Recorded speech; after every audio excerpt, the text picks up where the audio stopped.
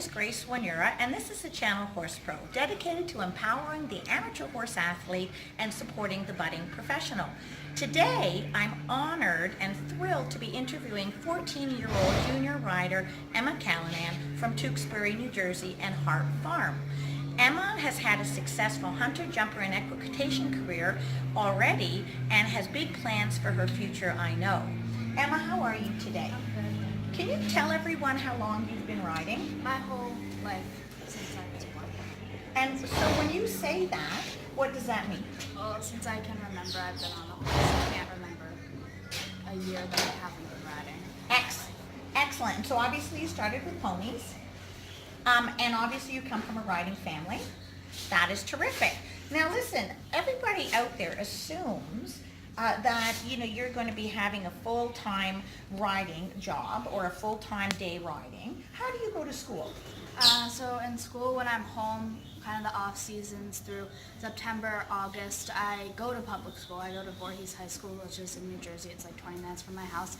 And I act as a normal kid. And in previous years, I was taking out of school during the second marking period in the middle school, and I just did my work by myself, and then when I came back I took my final exams, and if I passed them, which I did every year, then I was fine to go back into the system. This year with high school, I'm not being taken out of school because it's so I can go back in the spring when I come back from the circuit here in Wellington. So I basically do all the grades, the teachers send me the work, I do it on Mondays or whenever I have a second, send it back before the marking period ends and get whatever grade. And how are your grades? Right now I have ranging from A minuses to A's in all of my classes. And do your parents make sure that you keep your grades up even though you do all this riding? Are they insistent on that? Or do you kind of want to make sure your grades stay high? I've always been a very academically overachiever with things like that. If it's a 3-page essay, I usually write 5 pages. That's just kind of who I am as a person. So it's not been, I get more down on myself when I get bad grades than my parents do.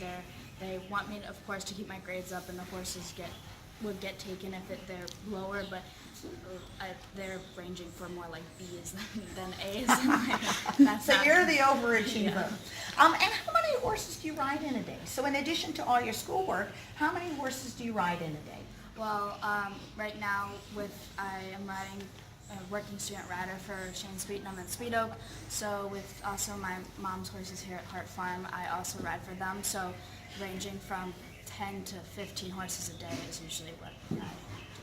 And beyond the riding, have you ever had to participate in stable chores, barn management, anything like that? Yeah, every day I am always in the barn, always tacking up something, always cleaning the stalls when the guys aren't around, always helping out as much as possible. And I like it better because I like being with my horses better. Like if I had the option to come back and tack it up other than to wait at the ring and wait for them to bring them up, I'd rather go back to make sure everything is organized and ready to go. And can you tell us who a few of your most memorable horses or ponies have been in your life? Yeah, I've had so many, and every single one has done something for me, or positively and negatively, but mostly positively in the long run. My most 3 memorable, my first one pony that I remember the most, her name was Lily, and she was one of the first ones that I ever learned to canter or trot on, and I have pictures of her everywhere. I even still have her ashes in a box. It's a little bit weird, but I still have it on my desk. Then my second one was the first pony that I ever achieved really great things on. He was really, really quirky, a little bit of a funny pony, but his name was Pedro, Northwind's Lost Boy. He was reserve at Devon. He was just the best pony. He was very, very quirky, but I loved him. And then right now, my number one most memorable would be my big jumper, Q2, and I took him he's been to 2 Nations Cups for the children's and junior team, young riders twice, and he has brought me so much success in the jumpers I can't even begin to explain it. And to date, what has been your greatest personal achievement? I know you're only 14, but to date, what goal have you achieved, or what success have you had that you would consider your greatest achievement to date? Well, when I was younger, I always thought that the hunters was the way I was going to go with everything. But once I got Q, which is my first jumper, I actually started on the jumper path, and he took me to the Nations Cup first in Langley 2 years ago, British Columbia for the children's team, and then Ocala again. And Ocala and Langley last year, we were gold for the U.S. team, and that was that whole overall getting there, the preparation, everything of that sort, the team, that was probably my biggest accomplishment so far. And what do you want to achieve in the next 10 years? Next 10 years, I am hoping to continue riding for the U.S., young riders every year, a couple of Nations Cups here or there, but eventually U25s, then to the 2 stars, 3 stars, and make my way up to being on the senior team as soon as possible. And as much competing as you do, and I know it's a daily thing for you, do you still get nervous? Do you ever feel nerves? Yeah, every time. When I don't feel nervous and when I don't feel any pressure on me, I know that is the day where it's not going to be my best day, because that pressure and those nerves make me think and make me do what I need to do. And when I feel very relaxed and chill, I'm like, this is not going to be good, and I have to amp myself up to be able to perform as well as I need to. And do you, with these nerves, do you think there's more pressure when it's your own horse, or is there more pressure when you're riding someone else's horse?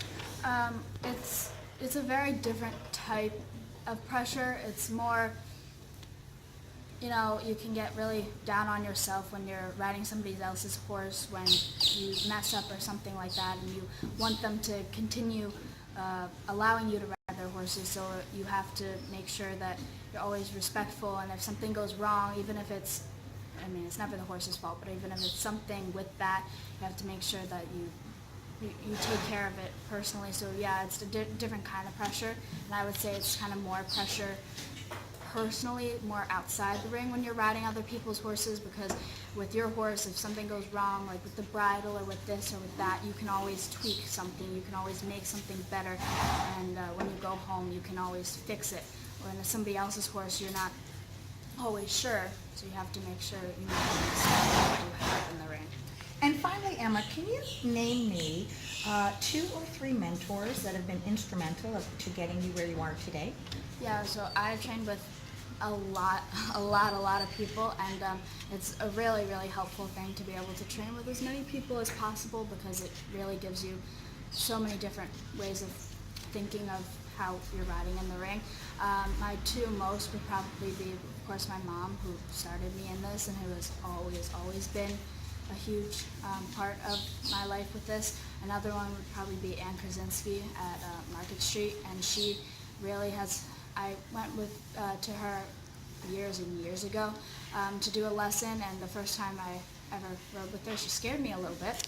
But after that, when I came with her with the jumpers, when I really started, she has gotten me so far in the only 2 years that I've been doing the jumpers. It's unspeakable. Emma, thank you very much for your candid responses today. I really appreciate it. I know everybody out there and everybody in your age level who wants to do this is going to be inspired. And again, this is Grace Swinier speaking to Emma Callanan today on the exciting start of our interview series from Wellington, Florida. Thank you.